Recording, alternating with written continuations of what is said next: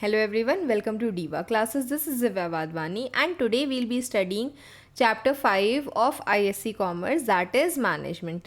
So from here we are starting a series of management concepts जिसमें आपका management nature, उसकी meaning, उसके principles and then the bigger chapters that is the functions of management आते हैं.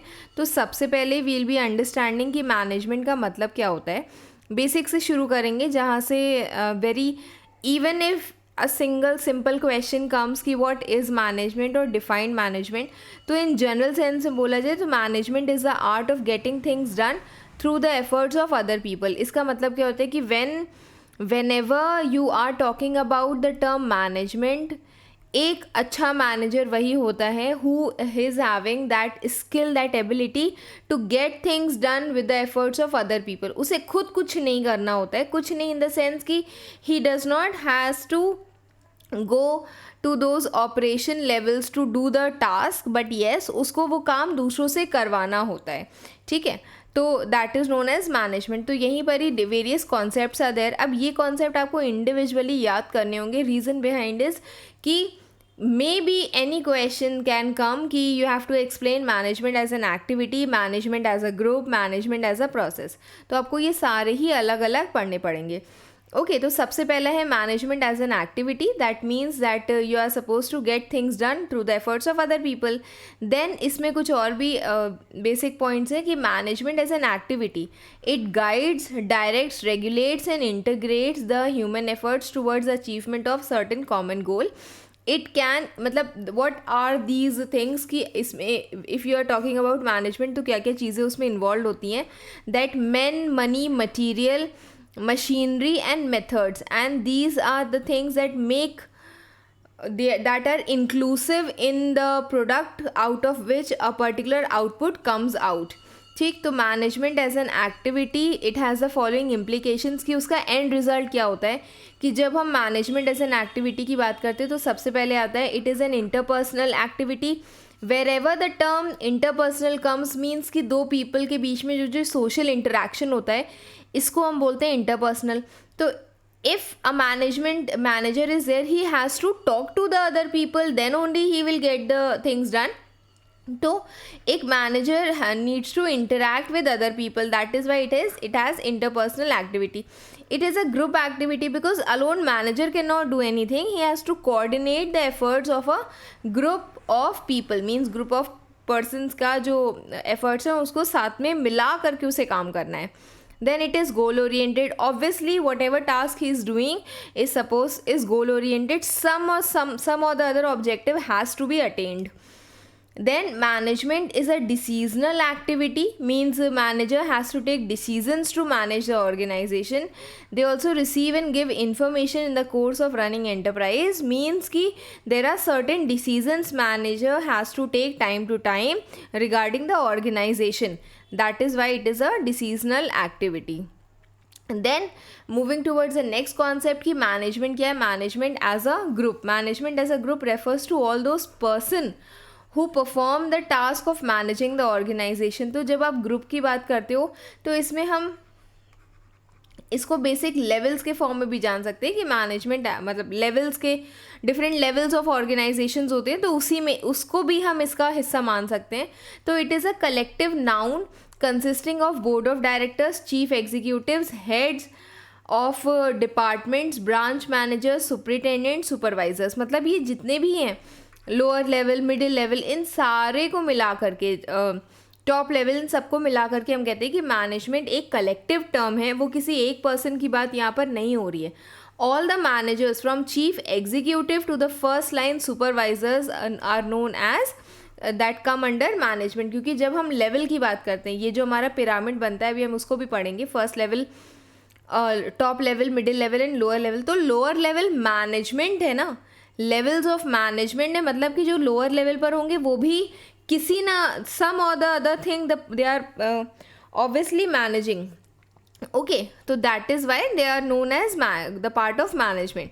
Then however in practice management is use to indicate only the top management. But जब हम in practice मतलब कि if you go beyond theoretical level, जब आप actual में realities में जाते हो, व्हेन वी टॉक अबाउट कि हाँ we'll talk to the management, तो मैनेजमेंट मतलब हमेशा हेड्स होता है when you go to practical levels. Okay, practical levels in the sense the head of the when you go to the actual working environment. So as a group we are saying that as a group, management is a rule making and rule enforcing body. It consists of a team of managers who are responsible for decisions and supervising the work of others. Okay, then next is management as a discipline. अब students के दिमाग में एक धारणा होती कि discipline है तो मतलब वो rule ओबीडियंस होना चाहिए उसमें, ठीक है, कि people have to follow the rules. तो ये वो वाला डिसिप्लिन नहीं है कि you would be knowing principles of management. अगर आपने पढ़ा होगा या अगर अभी आप फ्यूचर टाइम में पढ़ोगे तो यू विल अंडरस्टैंड कि हाँ वहाँ पर एक ऐसा प्रिंसिपल दिया हुआ है जिसमें हम डिसिप्लिन की बात करते हैं कि जो भी एम्प्लॉयज़ हैं ऑर्गेनाइजेशन के, उनको रूल्स फॉलो करने चाहिए. बट ये डिसिप्लिन वो डिसिप्लिन दो अलग अलग चीज़ें. यहाँ पर बोला गया है कि management as a discipline it is a specialised branch of knowledge, मतलब कि जिसके अपने खुद के principles, rules, cause effect, practices, experiments होते हैं, ऑब्जर्वेशंस होते हैं. तो इट इज़ ए स्पेसिफाइड और स्पेशलाइज्ड ब्रांच ऑफ नॉलेज जिसकी अपनी खुद की एक पढ़ाई होती है, अपनी खुद की स्टडी होती है. It is a systematise body of knowledge and a separate field of study. जब आप जैसे एक बेसिक एग्जांपल इसका ले सकते हो कि अब MBA, ठीक, एंड BBA ये डिफरेंट फील्ड्स हैं एज़ कम्पेयर टू पहले जो MCOM करते थे वो भी मैनेजर्स बन जाते थे. तो अब उस फील्ड को सेपरेट कर दिया गया है, CA की फील्ड को अलग कर दिया गया है. MBA इज़ अ मतलब बहुत पुराना कॉन्सेप्ट तो नहीं कहेंगे, जो जैसे सालों से वो MCOM एंड ऑल चलता आ रहा है, तो वैसे नहीं कहेंगे. तो yes, it is a newly grown up course जो कि अगेन एक सिस्टमेटाइज बॉडी ऑफ नॉलेज कहलाया जाएगा, ठीक है. That is a separate field of study जिसकी अपनी प्रैक्टिसेस हैं, प्रिंसिपल्स हैं, लॉज हैं, थ्योरीज हैं. तो it is a discipline that comprises of several specialized functions जैसे कि financial management, FM, marketing management, personal management और production management. ये सारी चीज़ें जब आप MBA करोगे तो ये सारी चीज़ें आप एज अ सब्जेक्ट नहीं, ग्रेजुएशन में एक सब्जेक्ट के जैसे पढ़ोगे. And when you will go for MBA this you are going to study it as a entire separate field. मतलब अगर पर्सनल मैनेजमेंट है तो अगर हम इसको अगर एक बेसिक टर्म इसका लेते हैं HRM, ह्यूमन रिसोर्स मैनेजमेंट, तो HRM is not a subject है, it is a subject but वो एक स्पेसिफिक फील्ड के अंदर आता है, that is known as HR, human resource. Okay, now we will move towards management as a process. अब as a process it is related to a series of interrelated elements. वो सारे process again जो आप अभी future में जो भी number of chapters है उससे पढ़ोगे, तो these are the functions that are performed systematically and in orderly manner. These functions are performed to transform the inputs into outputs, मतलब कि orders में होते हैं. They are performed to make from the inputs to make the outputs. Then it consists of planning, organizing, staffing, directing as well as controlling functions. So ये जितने भी functions हैं ये इसमें होते हैं, ठीक है. Next is management as a process. Consist of following implications. It is an integrated process. Integrated process means कि it बहुत सारी चीज़ों को वो साथ में टुगेदर ज्वाइन करता है, ठीक. Human efforts, physical efforts, financial resources को, उन सबको वो एक साथ मिलाता है with material, machinery, methods, money and market so as to achieve certain predetermined goals. मतलब human resource के साथ हम raw material, money, machinery, material उन सबको साथ में मिलाते हैं so that we can take out some organizational goal. It is a continuous process. Continuous process क्या बोलता है कि it is a never ending process. Continuous in the sense कि इट कीप्स ऑन गोइंग. अगर आपने ये वाला काम अभी किया है तो again some other work has to be done. Then it has managerial function such as it contain within each other. For example, a manager prepares plan, he is laying down the standards of controlling. मतलब कि management is an iterative process, that means कि it is contained within each other. Planning के अंदर ही कहीं है. जब आप planning कर रहे हो तो ऑलरेडी वहाँ पर कहीं ऑर्गेनाइजिंग जब आप प्लानिंग कर रहे हो तो ऑलरेडी वहाँ पर कंट्रोलिंग आ ही जाते हैं, बिकॉज आप वहाँ पर स्टैंडर्ड्स बता देते हो एंड वहीं से ही यू अंडरस्टैंड कि if the standards have are been made तो व्हाट विल हैपन जब आप उसको नहीं, अगर फ्यूचर ईयर में वो नहीं फुलफिल हो पाता है, तो that is a part of controlling also, क्योंकि कंट्रोलिंग में इस्टेब्लिशमेंट ऑफ स्टैंडर्ड्स आते हैं और वो स्टैंडर्ड्स हम प्लानिंग में करते हैं. Okay, next is management is a social process, क्योंकि managers work with people, other people के साथ वो वर्क करते हैं. It is a universal process because it is required in all types of organisations and in all levels of management. Okay, then next is the characteristics of management. Characteristics of management सबसे पहले is goal oriented. Every activity that is done in an organization is towards achievement of certain objectives. Management is always management by objectives, means there are certain objectives that have to be fulfilled. कुछ specific task हैं, targets हैं जिनको achieve करना होता है, hence it is a purposeful activity. Then second is management is universal. Universal means it is pervasive, means it is present everywhere. अब इसके भी दो पार्ट्स होते हैं, हमेशा याद रखना ये चीज़, that it is required in all types of organization, ठीक, and all levels of management. Two parts are there, तो both the things should be always written.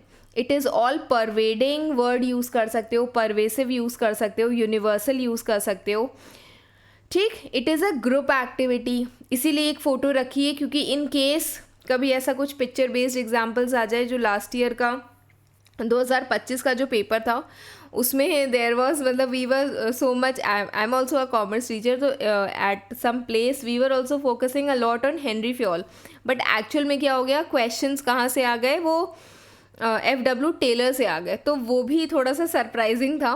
तो this is what I am saying कि बस pictures जब भी, जहाँ पे भी, wherever possible by your own side also, कि जहाँ पे फ़ोटोज़ मिलती हैं सर्च करो फ़ोटोज़ और उसको देखो कि हाँ ठीक है ये भी एक हो सकता है इस पर्टिकुलर पॉइंट का photo. Okay, because picture identification is a big task.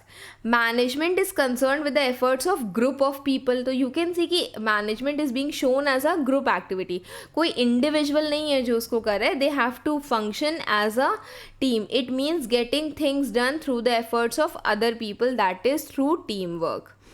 Then management is a system of authority, जहाँ पर rule making and rule enforcing authority is there. एक chain of authority है that goes from the people at the top level to the lowest level. तो efficient management सिर्फ तभी possible है जब वहाँ पर well defined lines of command होते हैं, जब person को पता है कि superior और subordinate का relation क्या है and what is his authority and how much is the responsibility.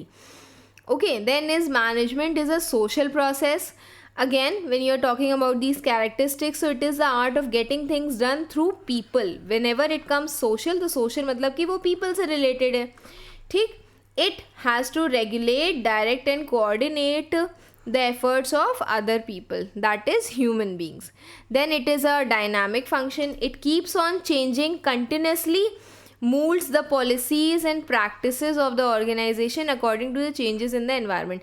Never ending function है, dynamic function है. It keeps on changing and changing along with the changes in the business environment.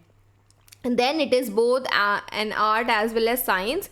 तो art just because कि it involves practical applications, भाई person जा कर के CEO भी तो बनते हैं, बोर्ड ऑफ डायरेक्टर्स भी तो बनते हैं, तो असल में जा कर के तो somewhere they are going and doing the practice only. And then science, जहाँ पर आप पहले सारी थ्योरीज पढ़ते हो, मैनेजमेंट की, लीडरशिप की थ्योरीज पढ़ोगे, मोटिवेशन की थ्योरीज पढ़ोगे, कॉज एंड इफेक्ट रिलेशनशिप जानोगे, अभी आप नेक्स्ट चैप्टर में प्रिंसिपल्स पढ़ोगे. तो ये जितने भी प्रिंसिपल्स हैं जिनकी यूनिवर्सल एप्लीकेबिलिटी है, ये सब क्या है, ये सब साइंसेस का ही तो पार्ट है. कहीं ना कहीं ऑब्जर्वेशन और एक्सपेरिमेंट के थ्रू ही तो इनको निकाला गया है, हेंस इट इज़ साइंस. और जब आप उसका एक प्रैक्टिकल एप्लीकेशन शो करते हो, किसी ऑर्गेनाइजेशन में जाके इंटर्नशिप करते हो, वहाँ पर वर्क करते हो, एक्चुअल जॉब करते हो, then it is called an art. Okay, and then it is a distinct entity, मतलब इसको हम किसी चीज़ में इंक्लूसिव नहीं मानते. मैनेजमेंट एक डिफरेंट प्रोसेस है और डिफरेंट एक्टिविटी है जो बाकी बिजनेस के टास्क से बिल्कुल ही अलग है. ठीक, it is not inclusive in all business task. जैसे कोऑर्डिनेशन जो है एक छुपी हुई चीज़ है जो सब में इंक्लूडेड है, सारे मैनेजमेंट के फंक्शंस में इंक्लूडेड है. बट मैनेजमेंट सेपरेट टास्क है जिसकी अपनी एक सेपरेट पढ़ाई है, अपनी एक बॉडी ऑफ नॉलेज है. ओके, तो it is a distinct process that is perform to determine and accomplish the stated objectives by the use of human beings and other resources. Then it is distinct from the activities, techniques and procedures.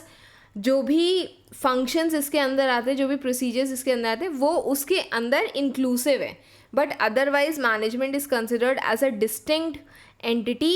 और फिर जब आप process की बात करते हो तो wherever you are writing process, so this involves a certain task that is planning, organizing, directing, staffing and controlling. Staffing, directing and controlling. Then management is intangible. You cannot see the name management. Yes, you can see the results of it. The person who perform managerial activities are very much tangible and visible. People are visible but the activities are not visible. Results can be seen but otherwise it cannot be felt or touched. Then management is an integrating force. Integrating force means it is a unifying force that involves individual efforts into a team. जब आप बहुत सारे लोगों को मिला करके एक group बना करके एक टीम बनाते हो, then it is known as an integrating force जो एक sum total of individual contributions में आता है. It integrates human efforts with non human resources जैसे कि मटीरियल, मैन, मशीनरी. तो उन सारी चीज़ों को वो जोड़ता है ह्यूमन बींग्स के साथ. It is multidisciplinary. Multidisciplinary means कि मैनेजमेंट की जो नॉलेज है it has come out of from several fields that is economics, sociology, psychology, anthropology, the study of human beings या study of human mankind in the sense कि कैसे उनका evolution हुआ, what are there behaviour. ठीक, तो these things are anthropology. Then it is applied to secure the desired results, hence it is known as an applied discipline. Then management is said to be creative. Yes, because you have to take a lot of innovation in management. It activates other resources and makes them productive. In case management without management means management is not there, then it can never, the output can never come out as it is required. अब हम लोग बात करते हैं कि management का nature, जिसमें हम ये समझते हैं कि मैनेजमेंट एक साइंस है या art. As you can see कि यहाँ पर बहुत सारी थ्योरेटिकल चीज़ें हम समझते हैं, अपने ब्रेन में भरते हैं, और यहाँ पर you are going to apply it practically. Okay, तो सबसे पहले हम जानते हैं कि management as a science that has universal acceptable principles, जिनके जो रिलेशनशिप इस्टेब्लिश करते कॉज एंड इफेक्ट में, कि अगर ये करोगे तो ये होगा, इसका रिजल्ट ये होगा, जिसमें certain observations are there, certain experiments are there, there are theories also. तो management as a science involves these many things. तो सबसे पहले एक सिस्टमेटाइज बॉडी ऑफ नॉलेज है, मतलब एक स्पेसिफिक करिकुलम है इसका. जैसे आपके काउंसिल का एक स्पेसिफिक करिकुलम है हर सब्जेक्ट का जो आपको पढ़ना है, तो वैसे ही मैनेजमेंट का भी एक स्पेसिफिक करिकुलम है. There are certain principles that are based on observations and experiment, जो आप नेक्स्ट चैप्टर में सारे प्रिंसिपल्स ऑफ मैनेजमेंट पढ़ोगे. Then is a cause and effect relationship that tells you कि if in an organisation this will happen, तो उसका जो and result होगा वो ये होगा. Then is universal validity of principles. Whatever principles you are going to study, it will have universal acceptability. Accounts में आपने वो पढ़ा होगा gap, generally accepted accounting principles. ठीक, तो that is also universally acceptable principles. Then next is management as an art. Wherever, whatever theory you study till class 12, till graduation, till post graduation, whenever you are going to apply it, that is known as practical application of knowledge, that is art. ठीक, and here the essential features है कि आपके पास practical knowledge है और you are gaining it. You have personal skills जो आपने school level पर सीखी होती है. अगर पब्लिक स्पीकिंग, गुड ओरेशन आपने सीखा है स्टेज पर, तो somewhere you are going to apply there. Then creativity means concrete results आप उसके शो करते हो in terms of the end goals, targets है, सेल्स टर्नओवर अचीव किया है. then perfection through practice. So all these things are part of art. Next is management as a profession. Management as a profession आपसे कहता है that it is a specialised body of knowledge that which is transferable. मतलब कि the profession that is a specialized body of knowledge that can be transferred. Then it has formal education and training. Means obviously you have to go and like CA के लिए एक specific course है, LLB एक specific course है. तो ये सारे courses formal education and training has to be attain. It has restricted entry. Everyone is not allowed to do the particular study. Like BA if you talk about that bachelor of arts, तो उसका जो course होता है वो बहुत open होता है. But when you talk about very specific courses, so they ask you for a minimum eligibility criteria. ठीक. Then is service motive that eventually you are not paying, मतलब उनका प्रॉफिट अर्निंग उनका मेन मोटिव नहीं होता है, service motive होता है. Then statutory body और प्रोफेशनल एसोसिएशन, जैसे LLB के लिए bar council of association is there, CA के लिए इंस्टीट्यूट ऑफ चार्टर्ड अकाउंटेंट्स आते हैं. तो कोई एक ऑर्गेनाइजेशन है जिसके मेंबरशिप के under you give that exams. Then ethical code of conduct, there is a specific code of conduct. Doctors के लिए आपने कई बार सुना होगा कि they have to take a pledge, जिसमें दे विल टेल कि whenever there is an emergency they will always be present in the organisation. Okay. So this is all for today. Rest after this from objectives of management we'll continue in the next part. I hope this much is clear to you all. कुछ नहीं समझ में आया तो you can mention it in the comment box. And if you have liked the video, please do share it with your friends, with your best friends. Keep preparing for your exam. Thank you.